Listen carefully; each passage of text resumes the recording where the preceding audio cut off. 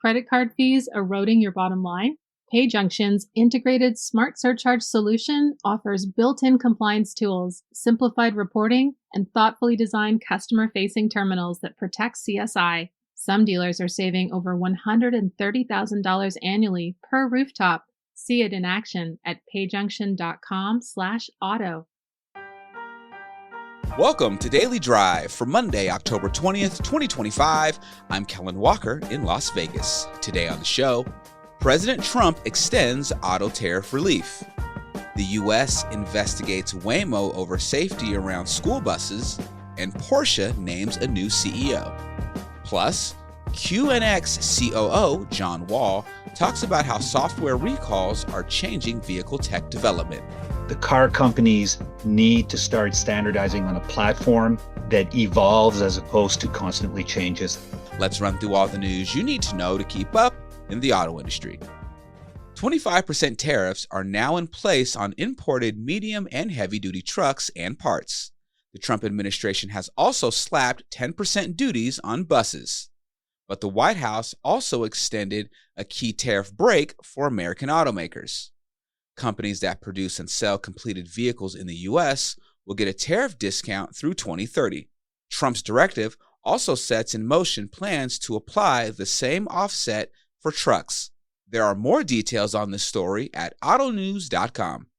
NHTSA is opening a preliminary investigation into about 2,000 Waymo robotaxis after reports that they may have failed to follow traffic safety laws around stopped school buses. According to a media report, a Waymo vehicle stopped next to a school bus with its red lights flashing, stop arm deployed, and crossing control arm extended. But instead of staying stopped, it maneuvered around the front of the bus as students were getting off.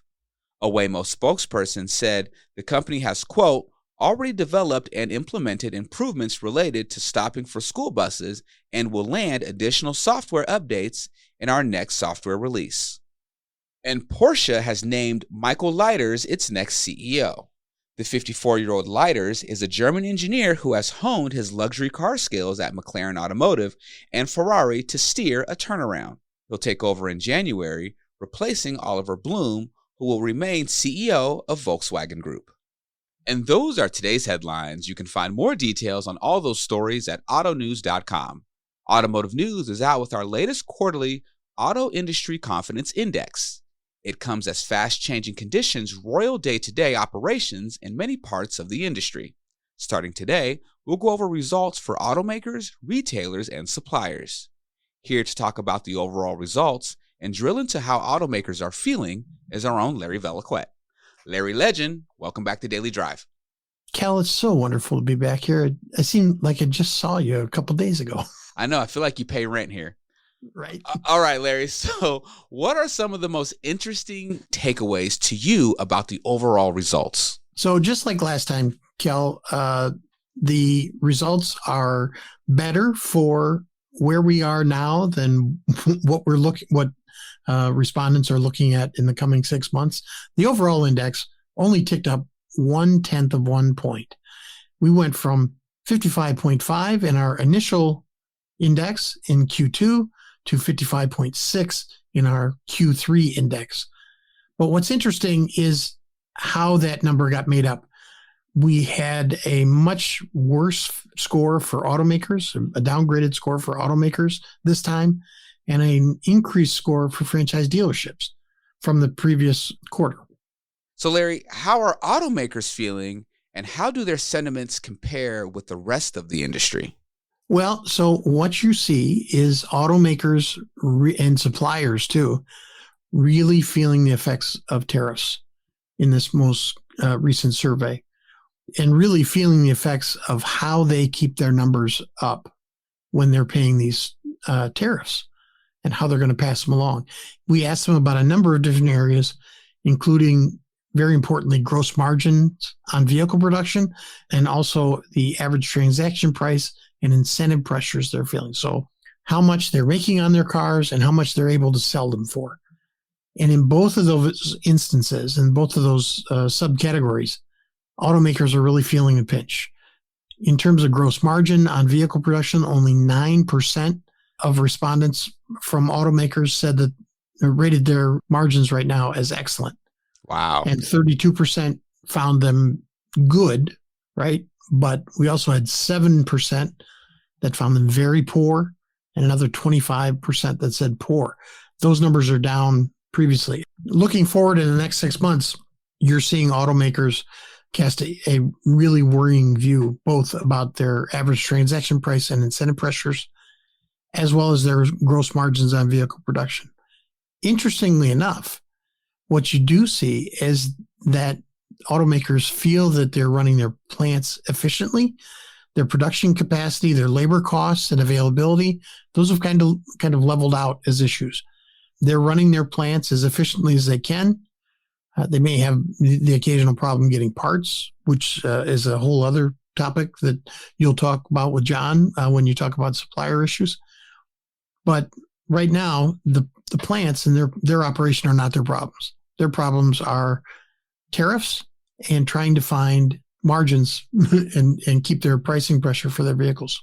Well, one thing about the auto industry, it always finds a way to adjust, and hopefully they will in this situation. Yeah. Well, they're certainly getting practice in new areas. Yeah, definitely. Larry Velaquette, thank you so much for joining me. Thank you, Cal. We'll talk about retailer and supplier results tomorrow and Wednesday here on Daily Drive. You can find all of our coverage of our latest Auto Industry Confidence Index at autonews.com. Coming up, the transition to software-defined vehicles faces some serious cybersecurity challenges. We'll hear from QNX COO John Wall next on Daily Drive. Automotive News Shift podcast brings you the latest on automotive technology, trends, and transformation. I'm Hannah Lutz. And I'm Molly Boygon. We're the new co-hosts of Shift, and we're excited to bring you new conversations with experts and industry insiders like this one with Larry Dominique, president of LD Management Consulting. I do believe the legacy OEMs are falling into a trap. They've got to find a way to, in some ways, build a new airplane while they're still in flight. Catch Shift, available every Sunday, wherever you get your podcasts.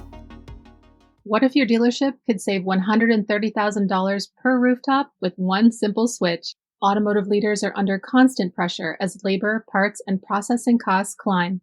That's why dealers are turning to PayJunction's Smart Surcharge, a cost-cutting tool built for auto with DMS integration and CSI protection in mind. Smart Surcharge automates many compliance requirements with terminals that display disclosures, automatically exclude debit cards, and integrate with text-to-pay. These features protect CSI by giving customers a clear choice, the convenience of credit or the savings of debit. The impact? One dealership using PayJunction cut its effective card and debit rate by 58%, saving over $130,000 a year per rooftop. And now dealers making the switch to Smart Surcharge can get even more, since PayJunction is offering a free month of processing to dealers and shop owners, reimbursing up to $10,000 in processing fees when a qualified auto industry merchant activates Smart Surcharge by visiting payjunction.com/drive savings. For 25 years, PayJunction has built its own payment technology, specifically engineering tools that integrate payments with auto industry management software while providing access to tools designed to enhance the customer experience. Take control of costs, streamline payments, and reinvest your savings with PayJunction to gain a competitive edge for your business. Get your free month at payjunction.com/drive savings today. Welcome back to Daily Drive. I'm Kellen Walker. A new survey shows software developers are concerned about cybersecurity as the industry pushes forward towards software-defined vehicles. The survey comes from QNX, which makes operating systems, development tools, and more for the auto industry. John Wall is the company's COO. He spoke with our own Molly Boygon on the latest episode of the Automotive News Shift podcast. Here's a piece of their conversation. So we are here to talk today about a very interesting report, Under the Hood SDV Developer Report, which had some really interesting stuff in there. Before we dive into specifics, I'd love to know what your main takeaway from the report was. I think the main takeaway from the report is it's kind of a validation of what I've been seeing in the industry.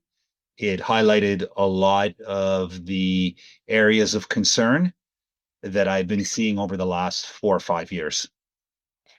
And one of those areas of concern that kind of kept coming up over and over again was cybersecurity. I found that really interesting. So the respondents in the survey identified cybersecurity regulations as the most challenging regulations, while at the same time, their biggest concern for the future of automotive software development was security threats, and their perceived biggest risk to SDVs were cybersecurity vulnerabilities. So how do you kind of think about the tension between the regulations that people view as an impediment to development and the current concerns that they have related to security and safety?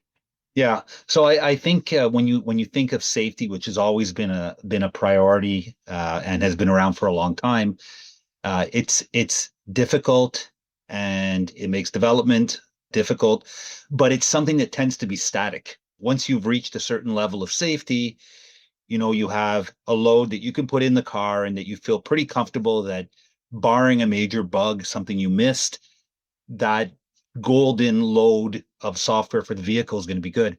I think the difference with cybersecurity is you now have evolving threats to software. So you may be building software with components that today are considered secure and have no CVEs associated with them.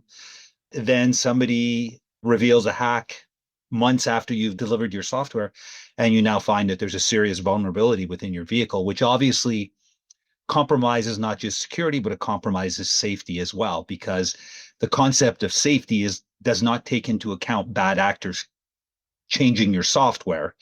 Safety assumes that the software isn't going to change. So I think that that's a big challenge because the new regulations have come in, and we've seen this in other industries such as medical and others, where if a device has a certain number of CVEs that are considered serious enough, that device might be taken out of use until those issues are resolved. So it brings in a very dynamic nature to updating software and the need for constant monitoring of the systems. And so now you'll see that car companies, software companies have security groups whose jobs are to constantly monitor for CVEs and for attacks, and then you have to mitigate them. And for those who don't know what a CVE is, what is that acronym? So a CVE is basically a common vulnerability. And so it's assessed based on how serious the security threat is. And it has ratings. And obviously, the higher the rating, the more serious it's considered. And depending at what level the CVE is rated, it's something that has to be mitigated immediately, whether that mitigation is turning off a function within the vehicle or, being able to provide a patch ASAP to address the issue. You mentioned the sort of evolving way that developers have to approach security, and there was a part of the survey that found that recalls have changed the way that developers are approaching development. And I guess I wonder if you took that to mean what you described, sort of the constant monitoring, or if there's some other change that developers have to make given the frequency of recalls that have happened in the auto industry related to software and just the sheer number of features and capabilities that are now software enabled. Yeah, I think that the recalls, obviously, I don't have an exhaustive list of the recalls, but the recalls that I've seen that have been, high profile have typically been more around safety-based issues, such as rear view cameras that may freeze or rear view cameras that may drop some frames. Obviously, if you're dropping frames, you may miss something if you're backing up. So I think what the recalls really highlight, in my opinion, is that the car companies need to start standardizing on a platform that evolves as opposed to constantly changes. And I think that's been and I think you and I have talked about this, Molly, before, that there's been a propensity in the automotive industry to restart it. That's been kind of the nature of how software has been done in the vehicle. You go to a tier one, you give them a set of specs. They build the hardware, they build the software to your spec, they deliver to you. You enjoy that in the vehicle. Hopefully you'll get 4 or 5 good years out of that. And then the next time you want to build the next system, you go to a different tier one. So I think where we're headed on that front, and this does include security as well, obviously, but is really to start extending platforms and to really have something that's much closer to what you would see in the handset, which is iOS that evolves, Android that evolves, So you're not reinventing the wheel all the time, you're refining as opposed to rebuilding. And I think that a lot of the recalls have to do with things that are not evolving, the things that are constantly changing or being redone. You can hear QNX COO John Wall's full conversation with our own Molly Boygon on the latest episode of the Automotive News Shift podcast. That's available now wherever you get your podcast. That's Daily Drive for today. I'm Kellen Walker. Thanks to Automotive News executive producer Jake Neer, as well as our own Larry Bellaquette for his reporting for today's podcast. You can get the latest news on tech and innovation, tariffs, and everything happening in the auto industry at autonews.com. Come back tomorrow for a look at everything you need to know about the Nexperia chip crisis. We'd love to hear from you. Let us know what you think of the show and the topics we covered today. Send us an email at dailydrive@autonews.com or leave us a voicemail at 313-444-2774. And if you enjoy the podcast, remember to like, leave a review, and subscribe so you never miss an episode.